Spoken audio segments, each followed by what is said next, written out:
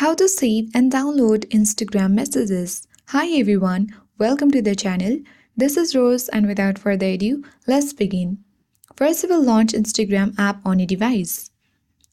Make sure to log into your account and navigate to your home screen.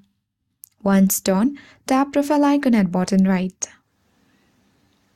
And after that, tap three-line icon at top right. Now choose Account Center at top. Scroll down, locate your informations and permissions and open it. Now download your informations, tap download or transfer and choose your Instagram account and tap next button. Here choose some of your informations and after that you need to choose messages. Now tap the next button.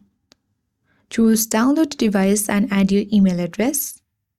And after that you have to create file and then your information will be prepared for download. Once the file will be downloaded, you'll be notified through your email address. You simply need to launch that and then easily download and save your Instagram messages. That's it. I hope this guide was helpful. If it was, then do like, share, comment and don't forget to subscribe. Thank you for watching.